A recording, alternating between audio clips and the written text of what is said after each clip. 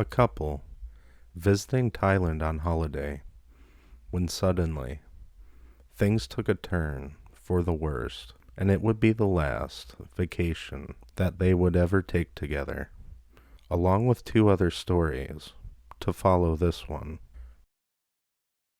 Join me as we look at some of the most tragic caving accidents ever told.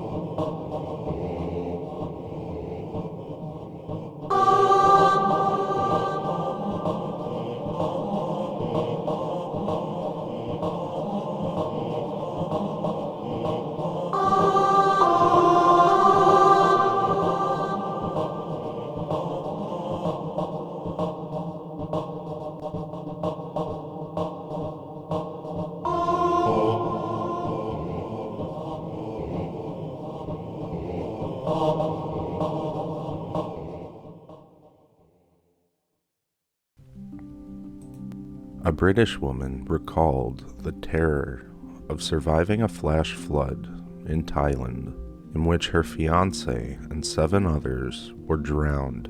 Helena Carroll told how she clung on for life for 16 hours. After the cave she and her fiancé, John Cullen, were exploring in southern Thailand and was suddenly hit by a flash flood. A flood had washed through the Nam Talu cave in the Koh Sak National Park, leaving the pair alone in the caves. Along with them also included a Swiss couple and their 2 teenage daughters, as well as a 10-year-old German boy and 2 local tour guides. Carol described how her fiancé saved her when he grabbed her as she slipped and almost fell as they desperately climbed to escape the rising waters. They debated what they should do after sitting on the ledge of the cavern before he decided to jump in and swim for help.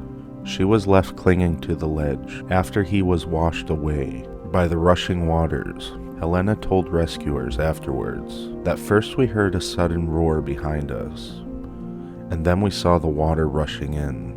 John and I started climbing.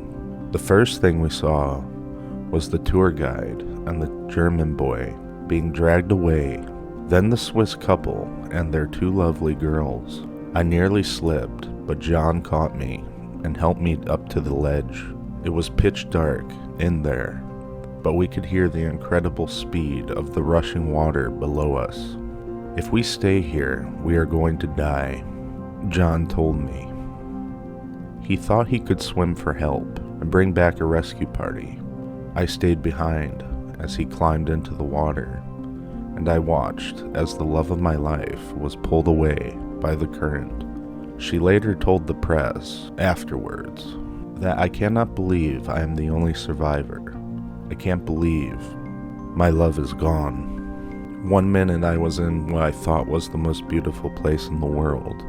The next thing, there's death all around me. My boyfriend didn't think we could survive onto the cave's walls. He decided that he would get into the current and flow with it. He thought the current would take him out, and then he could bring help to rescue me. Later on afterwards, she told the news that they took me to a place which was being used as a mortuary.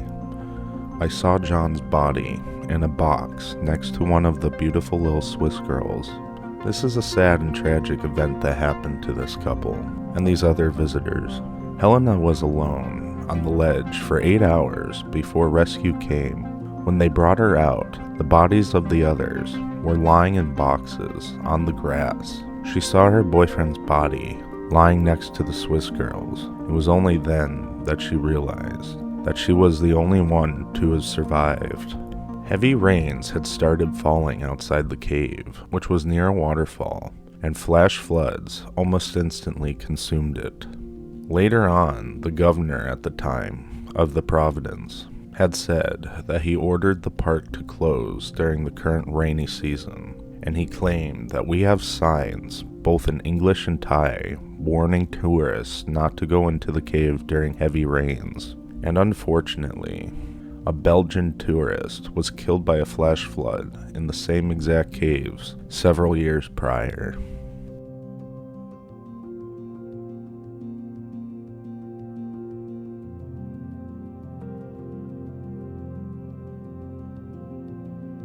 The Mossdale Caverns is a cave system in Yorkshire Dales, England. It is about 3 miles north of Grassington and east of Coniston. It lies at an altitude of 425 meters, or 1,394 feet, on the eastern flank of Wharfdale, and extends southeast beneath Grassington Moor. The cave system is formed within the middle of limestone, and the Mossdale Caverns is a very flood-prone, challenging cave system, with many of its passages involving long, wet crawls. Other sections have neck-deep water and many tight passageways. Permission to enter the caves is no longer granted because of the tragedy that occurred in 1967. John Ogden and 5 of his friends were 3.2 kilometers, or 2 miles deep, into an unmapped part of England's Mossdale Caverns in 1967. When the rain began to fall for hours, they climbed and crawled their way through the dark, winding tunnels of the cave, exploring a part of the world no one had ever seen. Deep in that labyrinth, though, of stone, they had no way of knowing what was coming. In a downpour, the creek outside the mountain was rising. Soon, there was a full-on flood. The entrance was buried under a rising lake, and the water came rushing into the cave through every pathway. Ogden and his group were crawling through a narrow tunnel when they heard the rumble of rushing water behind them. It spilled in, first rising up over their feet and quickly climbing to their necks. The group's only hope was a small crack in the rocks up ahead. Ogden forced himself up the ledge, pulling his head up to a teeny pocket of air at the top. There was no room for anyone else, however, and beneath him, the water filled the tunnel, and every one of his friends died. Ogden alone had his head above the water, trapped in the narrow crevice. Cave rescue teams arrived at the scene, but the high water levels prevented access to the cave. The waters of Mossdale had to be diverted away from the cave entrance. It was not until the following day that entry was possible. The cave rescue teams found the bodies, 5 of the cavers, in the far marathon crawl section of the cave, and they searched a location where they believed the 6 might have survived, but without success. The 6th body was located the following day, and the coroner decided to seal the cave, and concrete was poured down the only safe entrance. This was later reopened, and in 1971, with the agreements of their families, the bodies were buried by their colleagues. This is to date the most deadly incident in British caving, and a memorial plaque is affixed to the cliff above the entrance.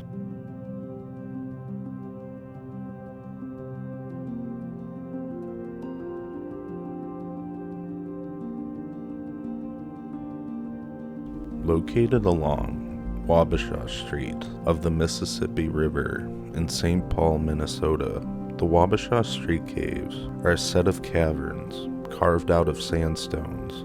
The historic caves were originally mined for the pure silica and were believed to have existed since the 1840s. After the abandonment of the caves, they were used to cultivate mushrooms. In 1899, a French immigrant became the first owner of the world's first underground mushroom farm. And in 2004, a teenager was rescued when a group of his friends met their fate in the caves. After 3 of his friends died of apparent carbon monoxide poisoning in the cavern, the 2 boys and a girl died while exploring, and a 4th teenager who was rescued was in serious condition later on. Another boy, who escaped the cave on his own and called for help, was later taken to a hospital, but he did recover. The fumes was not immediately known. One official said cave visitors sometimes start fires, and rescue workers found the teens about 600 feet into the caves. Officials identified the teens who died as Nicholas Lee Larson, Natalie Lorraine, and Savage and Patrick Gerard. The name of the boy who escaped and the 17-year-old boy who was hospitalized, their identities were not released. Officials said the teens went to the caves to explore after learning about them from their friends. The teens did reportedly see a sign that warned of the dangers posed by the caves and advising the deaths of 2 other teenagers who died in 1992. However, they went in anyway. The boy who alerted officials said he briefly lost consciousness and fumbled in the darkness before he saw light peering from a hole and found his way out. The boy was fighting for his life in a hospital's hyperbaric chamber as doctors tried to lower the level of carbon monoxide in his system, and he later recovered. The Wabasha Street Caves are a large network that lies across the Mississippi from downtown St. Paul, and is said to extend for miles along the river, and has multiple exits and entrances that officials say would be quite difficult to seal. However, though, the entrance to the cave where the teens died was blocked with sandstone and boulders and fresh-cut logs. 3 individually wrapped roses were laid near the site's entrance. It's not the first time people have died exploring the caves, officials have said. And in 1992, Annie Fries and Jill Huntington, both 17 at the time, also died of carbon monoxide poisoning, prompting the city to place a plaque at an entrance to the caves, warning of the dangers of going inside. And also, 3 other people have died since 1988, 1 from drowning, 1 from a fire, and 1 in a cave collapse. But the caves have attracted many curious people over the years. And you know what they say, curiosity kills the cat.